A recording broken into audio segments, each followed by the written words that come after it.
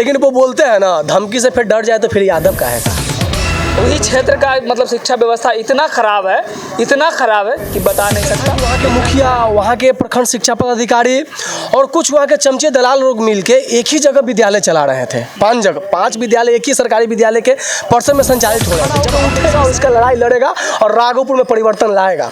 उसके बाद हमको पैसा के धमकी देने लगा कि पैसा ले लो, बात खत्म कर दो। तो क्या पता, बोले ना कि बाबू के पास 100 बीघा का जमीन है, चाहेंगे तो बेच कैश कर लेंगे। तो मेरे पीछे बहुत सारे युवाओं का उम्मीद जोड़ा हुआ था।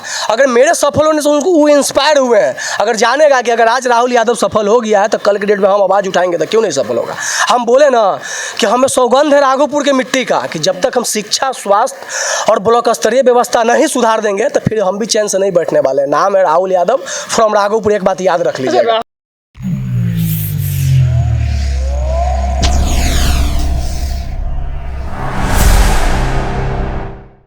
नमस्कार, आप देख रहे हैं जागो बिहार। मैं हूं वकील कुमार बादल और आज हम हैं राजद कार्यालय में। आप देख सकते हैं ये राजद कार्यालय है पटना में, प्रदेश कार्यालय राजद है।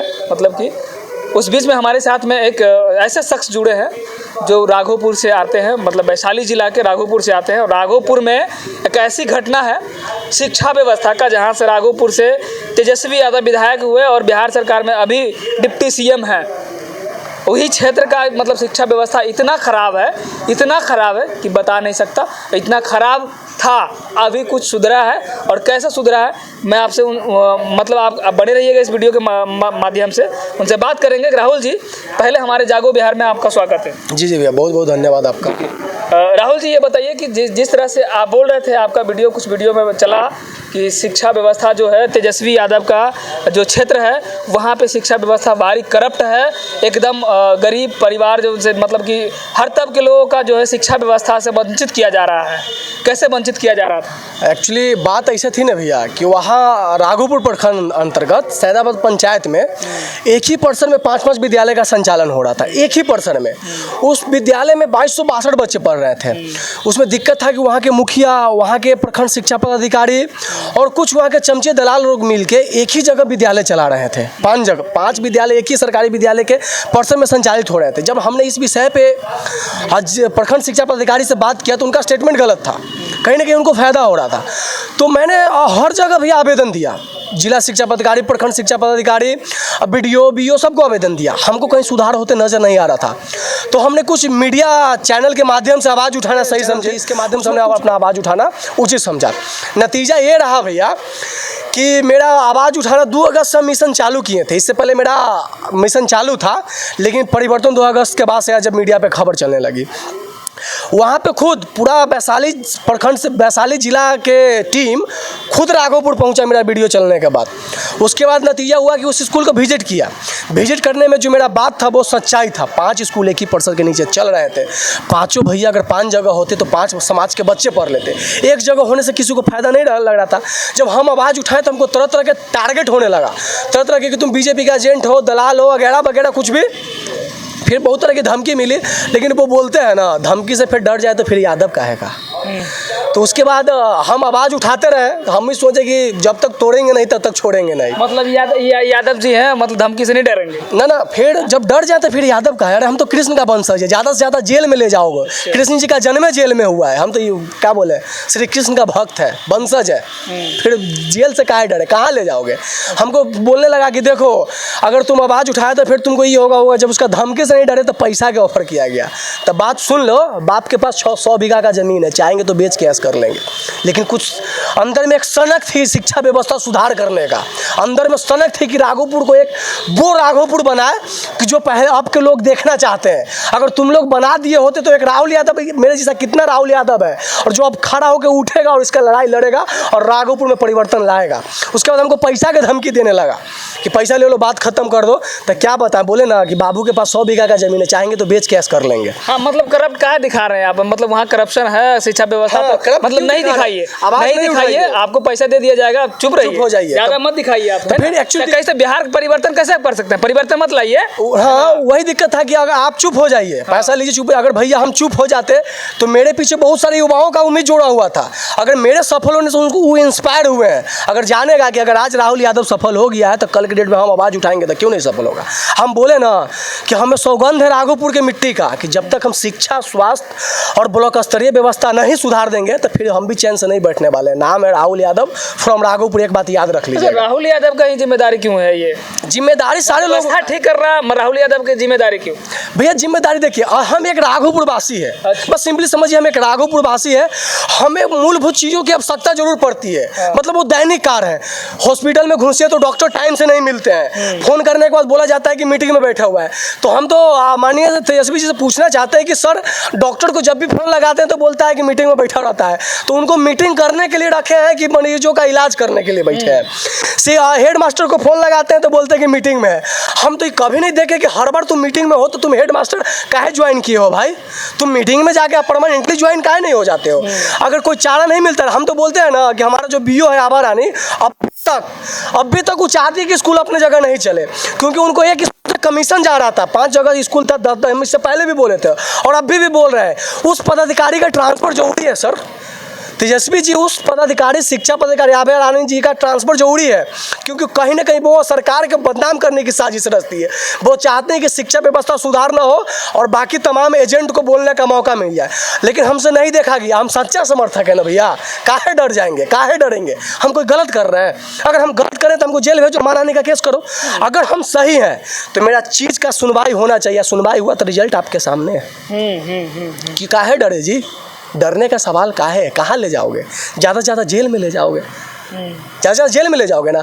अगर वही व्यवस्था हम सुधार कर दिए, आज जो हम न्यूज़ चैनल के माध्यम से बोल रहे हैं जागो बिहार, अगर इस चैनल के माध्यम से सुधार होता है ना तो बहुत सारे युवाओं को इंस्पिरेशन मिलेगी। बहुत सारे युवाओं को एक क्या बोलते हैं और रास्ता मिलेगा कि राहुल आवाज़ उठाया है। आज हम क्या बोलते हैं, शिक्षा पे आवाज़ उठाए ना भैया, कल के डेट में कोई और राहुल यादव राघोपुर से उठेगा और स्वास्थ्य पे सवाल खड़ा करेगा और सुधार होगी, क्योंकि ये सरकार ही दवाई, सुनवाई और कार्रवाई वाली। मतलब शिक्षा व्यवस्था ठीक मतलब करना, वहाँ जिस क्षेत्र में हम रह रहे हैं, जिस गांव में रह रहे हैं, जिस राज्य में रह रहे हैं, उस राज्य के निवासी का भी फर्ज बनता है। ये सरकार का नहीं, सरकार का सपोर्ट करना भी बनता है। और सरकार को सपोर्ट करेंगे, जब तक वहाँ के जनता नहीं सपोर्ट करेंगे तो सरकार कैसे सिस्टम, सारी सिस्टम को कैसे चलाएंगे? देखिए, पहली बात है कि हमारे राघोपुर में आवाज़ उठाने वाले लोग नहीं है। सिंपली बात समझ लीजिए, अगर राघोपुर में आवाज़ उठाने वाले लोग रहते तो आज एक 20 साल के युवा को मीडिया के माध्यम से आवाज़ उठाने की क्या जरूरत पड़ गई? अगर व्यवस्था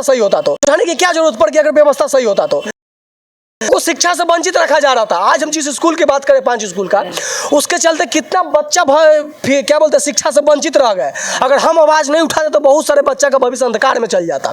अगर आज हम उठाएं, अगर मेरी वजह से किसी का भविष्य बनता है तो कल के डेट में राघोपुर एक समृद्ध राघोपुर रहेगा। वहाँ सही बोलते हैं आप कि मेरा फर्ज नहीं है, वहाँ के लोगों का फर्ज है। लेकिन भैया शिक्षा रहेगा तभी ना बोलिएगा जी आप। शिक्षा नहीं रहेगा तो क्या बोलिएगा? आज मेरे पास शिक्षा, हम एकदम कह के बोल रहे हैं कि अगर हम गलत थे तो हम पर काहे नहीं कार्रवाई किया गया? हम पे मानहानि का केस करता। जो लोग बोलते हैं कि बीजेपी का दलाल है, एजेंट है, उनसे बोल रहे हैं ना कि देखिए रिजल्ट आपके सामने। अगर हम बीजेपी का दलाल होते ना तो हम रिजल्ट सामने नहीं रहता। हम एक सच्चा सपोर्टर है। और एक बात ध्यान रखिए, परिवर्तन बागी बनने से आता है, झंडा लेके नारेबाजी करने से नहीं। चाहते तो झंडा लेके नारेबाजी करते।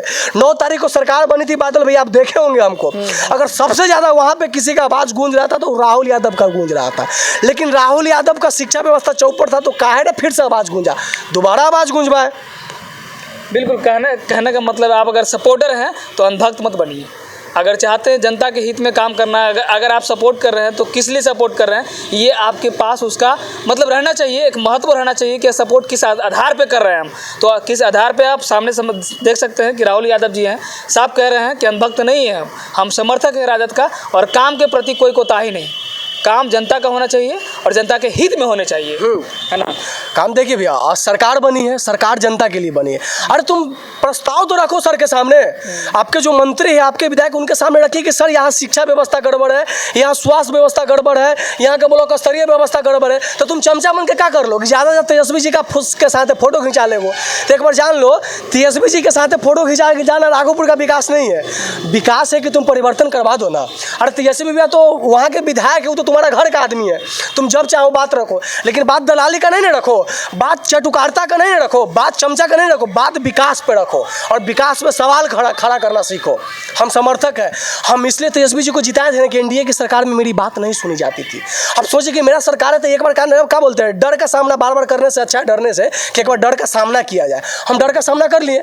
वहाँ के अभी भी बोल रहे हैं कि वहाँ के अफसर लोग भ्रष्ट हैं, जो बहुत दिन से पैर जमा के हम तो बोल रहे थे तेजस्वी जी को कि वहाँ के डॉक्टर, वहाँ के मास्टर, वहाँ के ब्लॉक स्तरीय को सारा को ट्रांसफ़र कीजिए और नया सबकी बहाली कीजिए। और वहाँ के लोकल मास्टर धौंस दिखाते हैं, वहाँ के लोकल मास्टर वहाँ के लोकल होने का धौंस दिखाते हैं। देखिए तेजस्वी जी, घर का मास्टर रहेगा वो धौंस दिखाएंगे और जो बाहर के मास्टर रहेगा वो पढ़ाएंगे। आप एक बार शिक्षा व्यवस्था तो सुधार हो गई है, लेकिन रिक्वेस्ट पता है क्या है, जो जितने भी लोकल टीचर है सबको ट्रांसफ़र कर दीजिए। उनको घर से 20 किलोमीटर दूर भेज दीजिए और 20 किलोमीटर के बाद उनको 20 किलोमीटर वाले को यहाँ ले आइए, क्योंकि जो दूर के रहेंगे वो पढ़ाएंगे। कहा जाता है देहाती भाषा में घर के मुर्गी दाल बराबर, तो वही मतलब कि स्कूल को दाल बराबर ही समझ के चला रहे थे, है ना। तो कहीं ना कहीं अगर ऐसा रहा पूरे बिहार में, अगर इस तरह की स्थिति बना रहा तो मतलब क्या होगा, सरकार बदनाम होगी, देश बदनाम होगा और बिहार बदनाम होगा। ये तो सरकार बदनाम करने की ही साजिश थी ना। मतलब उनके अधिकारी लोग, उनके मतलब कि लोग ऐसे, मतलब कि जो उनके अधिकारी हैं, कहीं ना कहीं उनका बहुत बड़ा हाथ होता है कि ऐसे लोगों को मतलब कि देना, एक मतलब कि जो होता है ना, गलत लोगों को हाथ में अधिकारी सत्ता सौंप देना। तो वही बात हुआ। देखिए फायदा मतलब, हाँ, अधिकारी लोग वहाँ फायदा उठाने का बजाय ना कि देखिए आप लोग नहीं पहुँचते, आप लोग मीडिया कर्मी हैं, राघोपुर नहीं जाते हैं।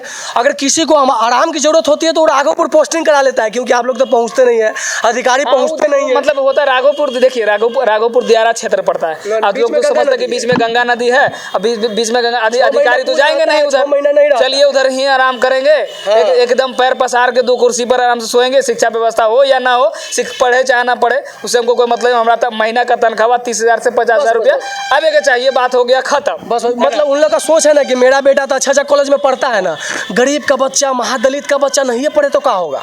है मोदी जी के एग्जाम्पल दिया जाता है कि गरीब का बेटा चाय बेचते बेचते PM बन गया और यहाँ पे बच्चे लोग को शिक्षा से वंचित रखा जाता है। ये उचित नहीं था, इसलिए भैया हमने आवाज़ उठाना जायज़ समझा और आज रिजल्ट है। हमने बहुत सारे चैनल के माध्यम से जो सवाल खड़ा करने का, आज रिजल्ट है कि 5 के 5 स्कूल अपने मूल जगह पे जा रहे हैं। एक स्कूल का 1 तारीख को, 1 नवंबर को जीर्णोद्धार होने जा रहा है। आप तमाम मीडिया कर्मियों को 1 तारीख को राघोपुर में राहुल यादव की तरफ से इन्विटेशन है कि आप पहुंचिए और उस चीज़ को दिखाइए जिस चीज़ को आपने बहुत पहले चलाया था, और उसका रिजल्ट है कि 5 स्कूल 5 जगह जा रहा है। अब एक बार जान लो कि राजा का बेटा राजा नहीं बनेगा, राजा वही बनेगा जिसके पास अब टैलेंट होगा। बिल्कुल सही कहना। राजा का बेटा अब राजा नहीं बनेगा, जिसके पास टैलेंट होगा वही राजा बनेगा। और शिक्षा, खास करके आपके पास शिक्षा है तो बहुत बड़ी हथियार है। आप चीज़ों को समझते हैं, अधिकार को समझते हैं कि हमारा अधिकार है। अब समझ सकते हैं कि राघोपुर में किस तरह की शिक्षा व्यवस्था था और किसके आवाज़ उठाने से वहाँ की शिक्षा व्यवस्था ठीक हुई और बढ़िया परिवर्तन की ओर है। इस वीडियो के माध्यम से आप लोगों की क्या प्रतिक्रिया है वो भी कमेंट बॉक्स में जरूर दीजिएगा। फिलहाल बने रहिए जागो बिहार के साथ। मैं हूं वकील कुमार बादल।